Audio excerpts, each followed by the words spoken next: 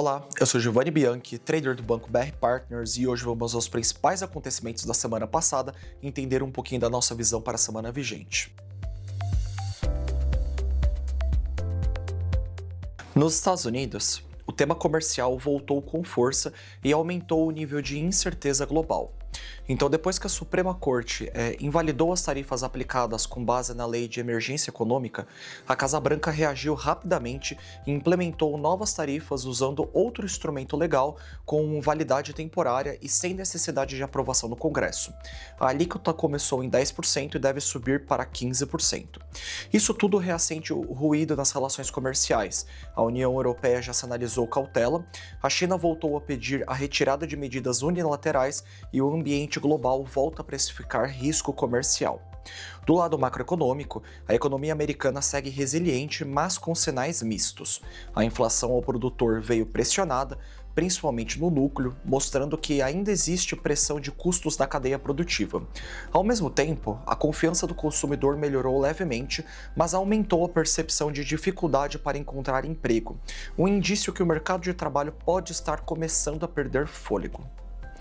O setor imobiliário continua fraco. As taxas de hipotecas seguem elevadas, o que mantém construções e vendas abaixo do padrão pré-pandemia. Além disso, o grande debate estrutural segue sendo a inteligência artificial. Existe hoje uma divergência clara entre dois cenários. Um mais pessimista, que enxerga substituição intensa de trabalho humano e concentração de renda, e outro mais otimista, que vê reduções de custos, aumento de produtividade e criação de novos mercados. O consenso do mercado é que a produtividade aumenta. A dúvida é como esses ganhos serão distribuídos e quão rápido a economia consegue se adaptar. Esse é um tema que vai continuar moldando expectativas de crescimento, juros e mercado de trabalho. No campo geopolítico, tivemos uma mudança relevante de regime no fim de semana. O que vinha sendo um esforço diplomático entre Estados Unidos e Irã sofreu uma escalada abrupta no conflito.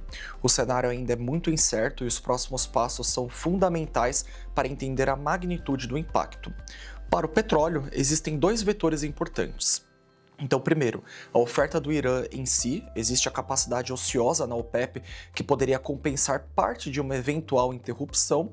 E segundo, e muito mais relevante, é o Estreito de Hormuz. Cerca de 1/4 do petróleo mundial passa por ali, então se houver qualquer interrupção logística prolongada, o problema deixa de ser produção e passa a ser escoamento. Isso poderia gerar, em tese, um choque de oferta significativo e desabastecimento em alguns mercados. Para os bancos centrais, esse é o pior tipo de choque. Então, nós temos um cenário de inflação mais alta combinada com desaceleração econômica, em um momento em que várias economias desenvolvidas ensaiam cortes de juros.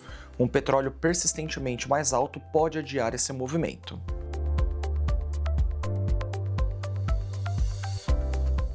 Na Ásia, o principal destaque foi a decisão da China de manter suas taxas de juros inalteradas. Mesmo com sinais de desaceleração e a fragilidade no setor imobiliário, o Banco Central optou por estabilidade. A preocupação central é evitar a pressão adicional sobre a moeda, o yuan, e conter saídas de capitais. A estratégia chinesa continua sendo estímulo direcionado e não um grande afrouxamento monetário. No Japão, nós tivemos a indicação de novos membros para o Banco Central e ruídos políticos sobre a continuidade do ciclo de alta de juros. O país ainda está em um processo delicado de normalização monetária depois de anos de política extremamente expansionista. No Brasil, a semana foi intensa, tanto em inflação quanto em política e ativos. Começando pela inflação, o IPCA 15 de fevereiro veio em 0,84%, bem acima do esperado. A surpresa foi concentrada principalmente em itens voláteis, especialmente passagens aéreas, influenciadas pelo carnaval, além de seguros de veículos e alguns itens específicos de serviços. Quando nós retiramos esses componentes mais voláteis, o núcleo mostra uma dinâmica mais comportada, principalmente em bens industriais e alimentos que seguem beneficiados pela queda das commodities em reais. A inflação em 12 meses recuou para perto de 4,1%, mas o ponto agora é entender o quanto desta alta recente será devolvida nos próximos meses.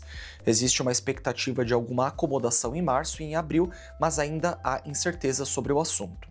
Referente à política monetária, o mercado segue discutindo o time de início do corte de juros da Selic. O comportamento do mercado de trabalho será fundamental para essa decisão. Falando em mercado de trabalho, ele continua aquecido, sustentando a arrecadação e renda. Isso ajuda o resultado primário no curto prazo, mas também mantém pressão sobre serviços.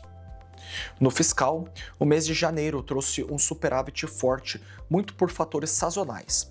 A dívida líquida recuou no mês, mas estruturalmente a tendência ainda é de alta ao longo do ano. O desafio fiscal permanece sendo um tema central para o ano vigente.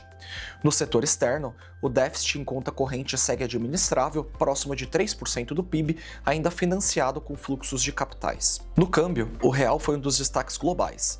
A nossa moeda se valorizou de forma relevante, negociando próximo de 5,13, o menor nível desde meados de 2024. Parte disso é fluxo para emergentes, em meio a um dólar mais fraco globalmente, e parte é diferencial de juros ainda elevados. A Bolsa Brasileira acumula alta relevante no ano, apesar de uma realização recente. O fluxo estrangeiro tem sido importante para sustentar o movimento. No campo político, as pesquisas eleitorais mostram desgaste da popularidade do presidente Lula e avanço da oposição. O ambiente político começa a voltar gradualmente para o radar dos investidores. Em termos de movimentação dos ativos, nos mercados globais, fevereiro foi marcado por um mês de rotação. Primeiro, nós vimos uma pressão sobre empresas de software ligados à temática de inteligência artificial. Depois, a atenção migrou para bancos regionais americanos, especialmente aqueles mais expostos ao financiamento da cadeia de AI. Mesmo com resultados fortes de grandes empresas de tecnologia, o mercado realizou lucros. O S&P 500 e a Nasdaq tiveram leves quedas no período, enquanto os small caps, medido ali pelo Russell 2000, sofreram mais. Esse movimento mostra uma reprecificação seletiva, não necessariamente um movimento generalizado de aversão a risco. Nos juros americanos, nós vimos um fechamento relevante na parte longa da curva. O mercado começou a retirar parte do prêmio de risco que vinha sendo embutido, especialmente na ponta longa, apesar de dados econômicos ainda sólidos. O dólar, como proxy, o DXY, continuou fraco globalmente. Entre as commodities, o ouro subiu forte, refletindo busca por proteção. O petróleo voltou a ganhar tração com o aumento do risco geopolítico já comentado. E no Brasil, os juros futuros abriram levemente na semana, refletindo o IPCA mais forte, enquanto o câmbio permaneceu apreciado. Com relação à agenda para essa semana, o principal destaque internacional é o payroll dos Estados Unidos, o dado mais importante para calibrar expectativas sobre juros. Além disso, nós também teremos os ISMs, dados de varejo e o livro bege do Federal Reserve. Na Europa, a inflação ao consumidor será o foco. Na China, os PMIs ajudam a medir o pulso da atividade e também serão divulgados. Por fim, no Brasil, o destaque para o PIB do quarto trimestre de 2025 e os dados de mercado de trabalho, especialmente o CAGED, que pode gerar movimento relevante na curva de juros. Esse foi mais um De Olho na Semana, agradecemos a todos pela audiência e até semana que vem.